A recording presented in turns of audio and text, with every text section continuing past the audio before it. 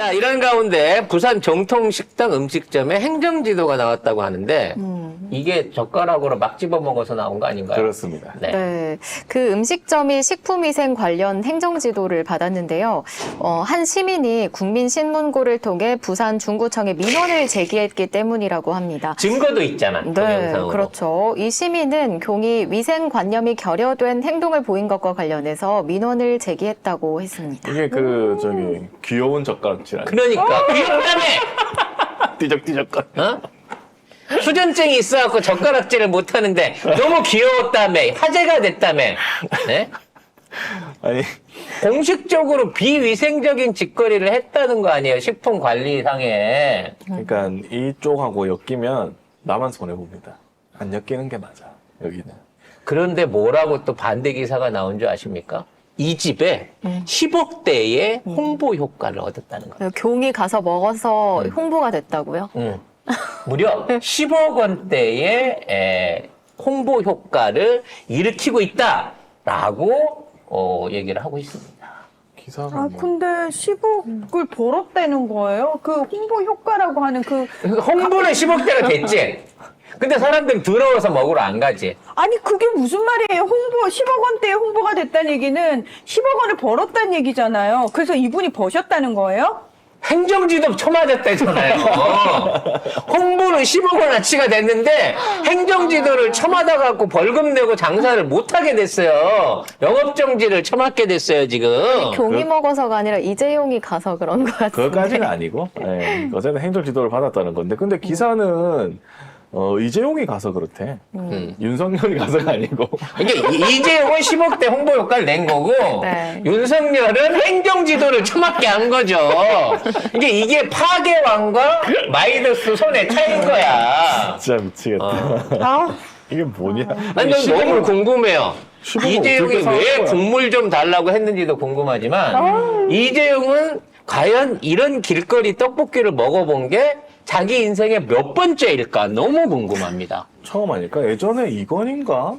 그런 거 있었잖아요. 자기 손자들 뭐 길거리 없이 먹게 하지 말라고. 그래서 이부진 아들이, 이제 이부진이 이혼하고 나서 이제 그 남편은 그냥 일반인이었잖아요. 일반인이시죠. 그래서 자기 아들을 이제 자기가 2주인가 한 달에 한 번씩 만날 때 그런 걸 사줬을 때 애가 그런 걸 처음 먹어봤다고 얘기를 해서 아빠, 내가 라면 초등학교 지금 학생인데 내가 라면 처음 먹어봐. 10년 내 일생에 이런 맛은 처음이야 그랬다고 하잖아요.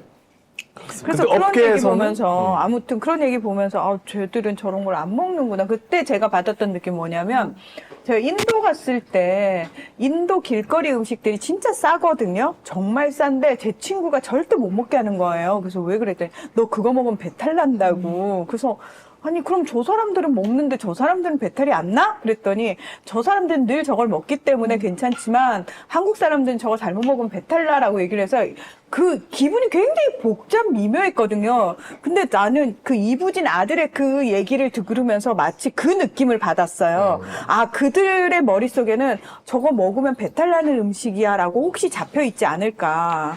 사실 이게 여파가 큽니다. 이게 안 한만 못한 악효과들이 막 생기고 있어요. 특히 이제 그때 그 얘기 했잖아요.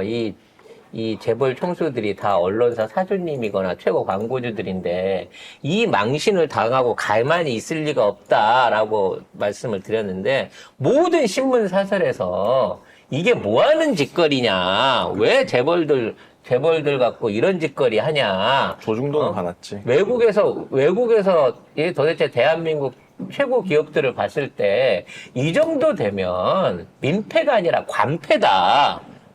대기업, 기업들 총수를 이런 데 개인적으로 끌고 다니는 대한민국의 정치에 대해서 그리고 거기에 휘둘려 다니는 대한민국 기업에 대해서 신뢰도가 떨어져서 외국에서 이제 투자를 안 하려고 한다라고까지 강력한 비난들을 사설에 써내고 있어요.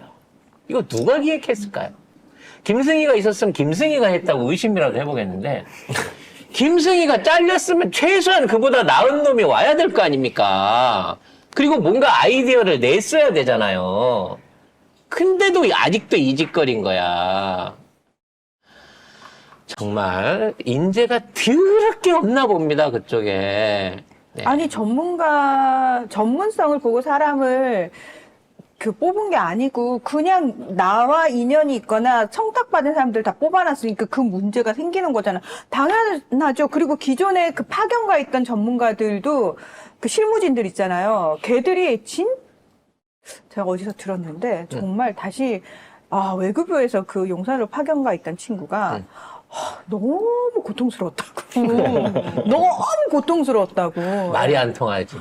그러니까 실무진이 얘기를 해도 전혀 들어 처먹질 않고 어차피 밖에서 들어온 지들끼리 야 우리 얘기가 더 잘 통하니까 이래서 어느 순간 실무진들이 입을 다 닫아버린다는 거예요. 그러면 밖에서 욕할 때는 야 너 거기 파견 가 있는데 뭐하냐 그러면은 야 속모르는 소리 하지도 마. 우리 말을 들어 처먹지도 않아. 괜히 말했다가 잘리기만 하고. 그래서 그냥 딴 데서 파견한 직원들은 조용히 있다가 빨리 이 기간이 끝나고 다시 자기 부서로 돌아가기를 간절히 원한다는 거죠.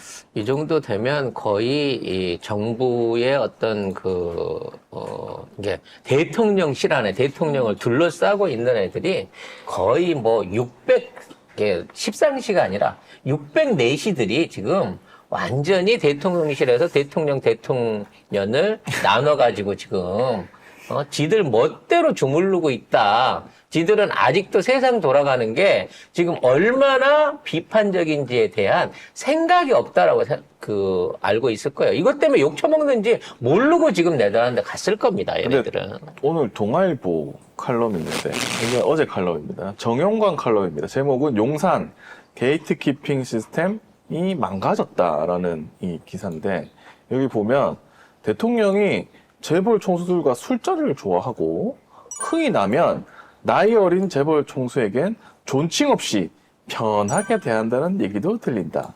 누가 술 한잔 따라봐 이러는 거야 지금? 누가 이런 자리를 주선하는가? 누가 있다는 소리거든. 누굴까? 안다는 소리야. 여기는 다 안다는 소리예요.